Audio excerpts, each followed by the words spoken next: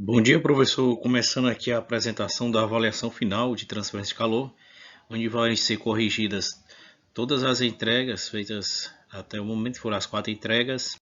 De posse do datasheet foi feito uma tabela com a construção do ciclo de refrigeração e os valores dos 4 principais pontos, né, para justamente colaborar com o cálculo da demanda. Da capacidade de refrigeração de 173 watts dada pelo fabricante, podemos calcular o fluxo de massa. Encontramos o fluxo de massa de 9,11 vezes 10 elevado a menos 4 kg por segundo. De posse do fluxo de massa, podemos encontrar a demanda do nosso condensador, que é de 279,92 watts. Com o valor da demanda encontrado anteriormente e o valor da área calculado, que é de 0,2035 metros ao quadrado, podemos calcular os coeficientes de convecção e radiação. O primeiro coeficiente de convecção encontrado foi de 45 watts por metro ao quadrado Kelvin, só que esse valor ele é muito pequeno e ele não atende a nossa situação, que tem uma mudança de fase. Então foi calculado um novo coeficiente com base na tabela abaixo, e encontrado um coeficiente de 10.000 watts por metro ao quadrado Kelvin. E com esse coeficiente foi calculada a temperatura da superfície interna de 328,36 Kelvin.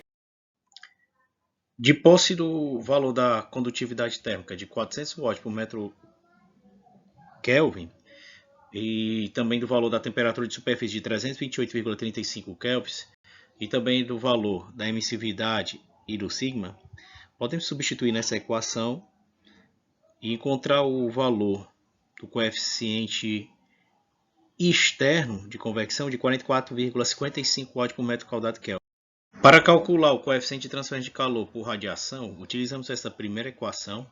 Fazendo as devidas substituições, encontramos o coeficiente de transferência de calor por radiação de 0,5585 watts por metro quadrado Kelvin.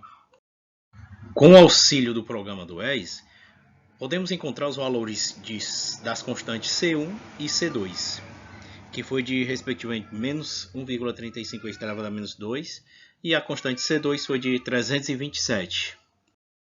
Como o material do nosso condensador é o cobre, e também através do valor da temperatura de 328,5 kelvins, podemos encontrar o valor da condutividade térmica através da tabela abaixo, que foi de 400 watts por metro ao quadrado Kelvin. Para encontrar a resistência de contato da letra, foi utilizada esta equação RB igual a 1 sobre SK, né? E utilizado também o caso 10 da tabela 4.1. E o valor da resistência de contato foi de 1,25 Kelvin por watt. Já a resistência no fluxo bidimensional foi encontrado 150,88 Kelvin por watt. A resistência total é a resistência de contato mais a resistência da letra no fluxo bidimensional. Somando esses dois valores, encontramos uma resistência total de 152,13 Kelvin por watt. O fluxo de calor para uma aleta, quantidade de calor transferida para uma única aleta foi de 0,199 watts.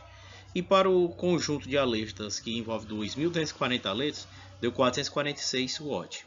E a resistência total foi de 0,07 Kelvin por watt, menor do que a anterior, justamente porque o fluxo aqui é bidimensional.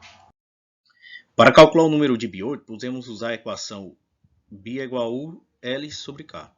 E o coeficiente global, como a gente já tem o valor da resistência do fluxo bidimensional das aletas calculado anteriormente, a gente pode substituir na equação e encontrar o valor de 70,2 watts por metro quadrado Kelvin. Como a gente já tem os valores das temperaturas e também os valores para as propriedades dos materiais, a gente substitui e encontra o valor do tempo igual a 41 segundos, né? Porque o Biot foi menor do que 0,1 e a gente pôde usar o método das capacitâncias. Com as propriedades do ar, né, encontrada com a temperatura de 25 graus e a pressão de 101,325 pascal, no programa do ES, a gente encontrou o número de Planck, condutividade, viscosidade e a densidade. De posse desses valores, a gente substituiu na equação de Reynolds e encontrou o Reynolds de 1024. Substituindo essa correlação de Nusselt, encontramos o Nusselt de 19,11. E através desse Nusselt a gente pode encontrar o coeficiente de convecção externa de 60,93 Watt por metro ao quadrado Kelvin. E ao substituir na equação aqui do fluxo de calor, encontramos um fluxo de calor de 1865 Watt por metro ao quadrado Kelvin. Vou começar aqui a correção da AP3, né, fazendo uso do coeficiente global para o cálculo do fluxo de calor. Aí, primeiramente, a gente teve que encontrar a temperatura de saída, que foi de 30,12 graus Celsius através dessa equação. E depois, de posse desse valor da temperatura de saída, a gente utilizou a média logarítmica para encontrar o valor do ΔT. Encontramos o ΔT de 22,93 graus Celsius. Substituído, nós encontramos um valor do coeficiente global de 46,07 Watt por metro Kelvin. E o fluxo de calor foi de 190,81 Watt, não atendendo a nossa demanda de 279 watts. Já utilizando as aletas, né, o coeficiente global foi para 105,23 Watt por metro quadrado Kelvin e o fluxo de calor 435,88 Watt atendendo a nossa demanda. O coeficiente convectivo interno a gente encontrou utilizando também a variação de temperatura, né, encontrada anteriormente, e o fluxo de calor também. Encontramos o fluxo de calor do vapor saturado de 381,74 watts e para o líquido saturado de 367,96 watts. Utilizando as aletas, o nosso fluxo de calor no vapor saturado foi de 628,52 watts e o fluxo de calor líquido saturado foi de 592 watts. Para o coeficiente externo por convecção natural, nós utilizamos os valores adotados e encontramos o coeficiente global de 30,59 watts por metro ao quadrado Kelvin. Substituindo na equação do fluxo de calor, encontramos um fluxo de calor de 162,16 watts. E adotando as aletas, nós encontramos o coeficiente global de 74,86 watts por metro quadrado Kelvin e o fluxo de calor de 396,86 watts. Agora, começando aqui a correção da AP4, como a gente já encontrou o coeficiente interno de condensação que foi de 1849 watts por metro quadrado Kelvin, já temos a variação de temperatura calculada pela média logarítmica, que é de 29,35 graus Celsius. Podemos encontrar aqui o coeficiente global, que é de 30,35 watts por metro quadrado Kelvin. E logo após substituir na equação do fluxo de calor, utilizando o coeficiente global, que deu o valor de 162,16 watts. Já utilizando as aletas, o coeficiente global encontrado foi de 73,43 watts por metro quadrado Kelvin.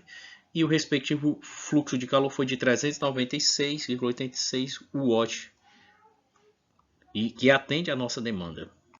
Com o auxílio do programa do WES, podemos calcular o fluxo de calor pelo método ENUT, fazendo as devidas substituições. Encontramos o fluxo de calor aqui de 441,6 watts e o fluxo máximo de calor de 882 watts.